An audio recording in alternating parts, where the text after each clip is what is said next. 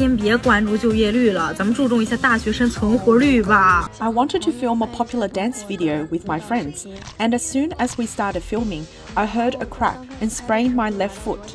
Once we finished filming, it appears that I had 2 fractures and the doctors recommended to wear a cast. I spent the entire 8-day National Day holiday in my dormitory.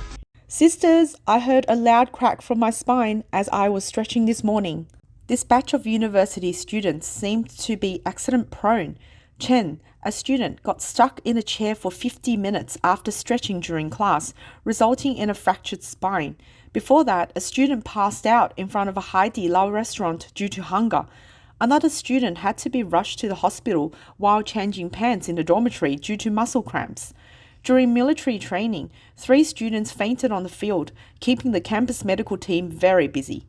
Recently, a wave of bizarre posts have swept across Chinese social media platforms with the hashtag fragile stories of college students. Under this topic, there's nothing these students won't do, and their unconventional ways of getting injured are shocking enough just in their titles. In addition to the bizarre ways college students get injured videos shown above, there are stories like passed out from not getting pork trotters, dislocated my waist while turning around, dislocated jaw from yawning, got a vaccine for 4,000 renminbi after fighting a dog for food, broke my tailbone sitting on a stool, burst a lung from playing games, and many more injury anecdotes that leave netizens both amused and concerned. At the same time, the term crispy college student has become a trend on the internet. Netizens have even come up with a definition for this term. Crispy college students refer to the new generation of college students who, despite their young age, have numerous health issues and are so fragile that they break with the slightest touch, displaying the phenomenon of being crisp.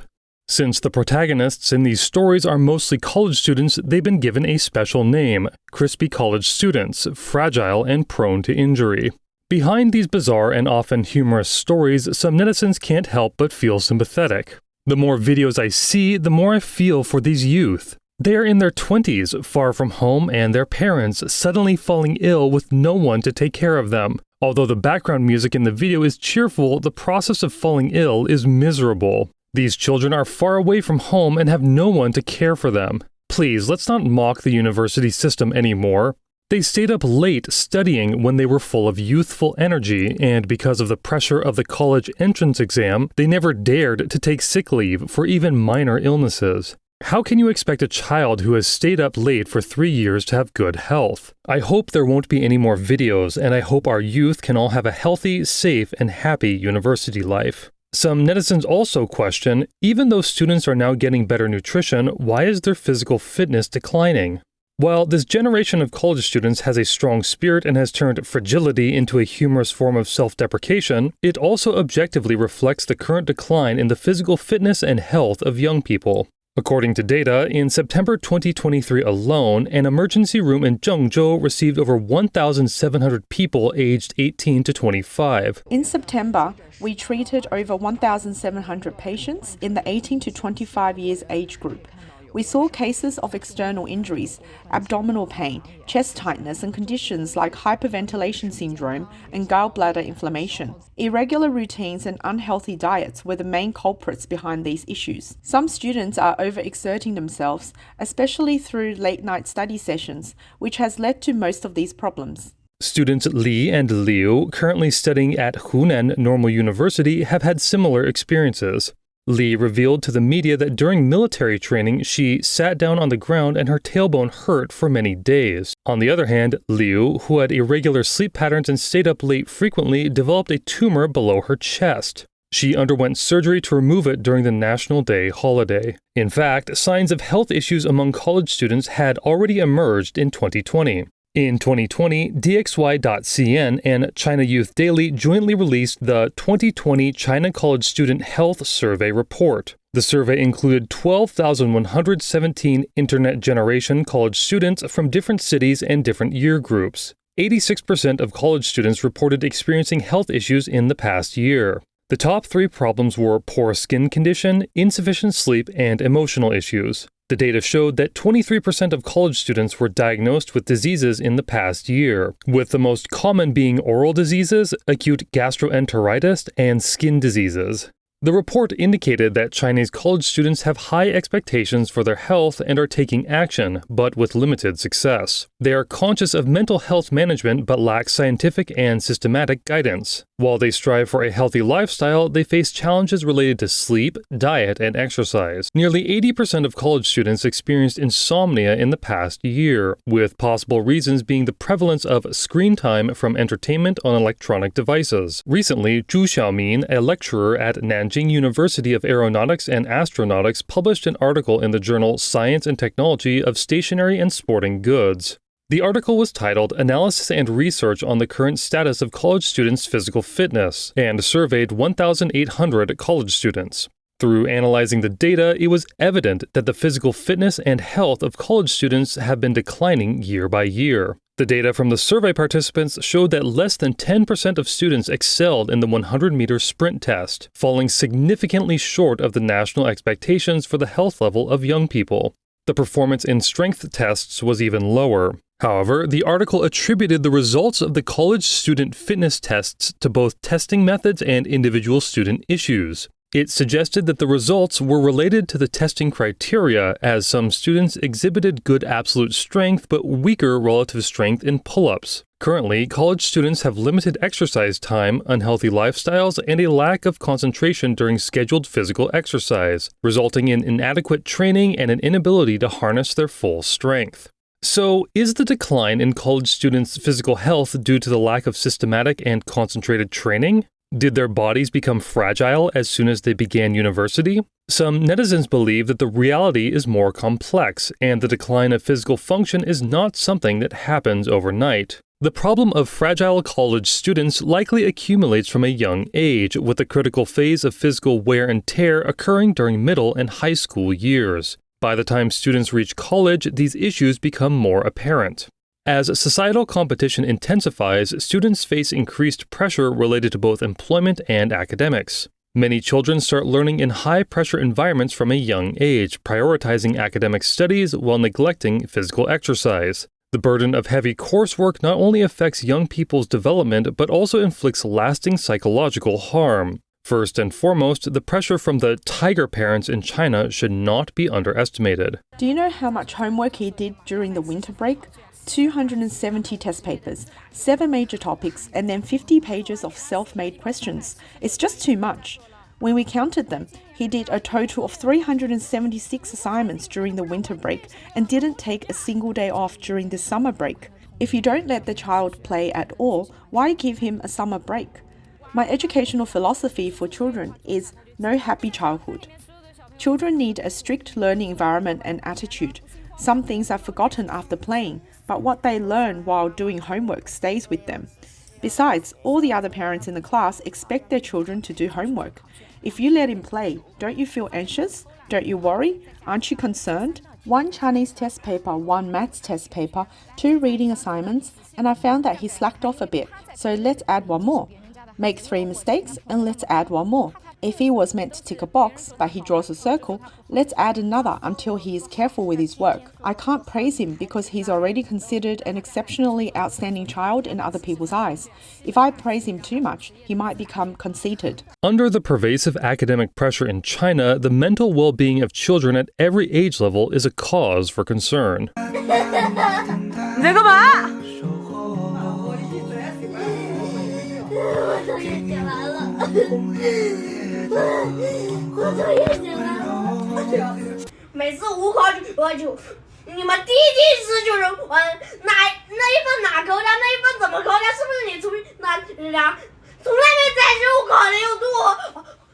After finally crossing the threshold of the college entrance examination, the long-term, high-stress state suddenly relaxes. The frequency of electronic device usage increases, work and entertainment can be done without leaving home, and coupled with behaviors like staying up late, it naturally places a heavy burden on college students' bodies. It can be said that the Chinese education system always teaches children how to get high scores and stand out, but rarely imparts lessons on self-discipline, personal development, goal setting, and perseverance. A spiritually empty and faithless young generation can only become products on the assembly line of an era. The sudden freedom and uncertain future after the college entrance examination lead to a lack of direction and contribute to health issues. The issue of food safety in China is also seen as another significant factor affecting the physical fitness of Chinese college students. From family dinners to mooncakes, there's potential for contamination with what netizens call black technology.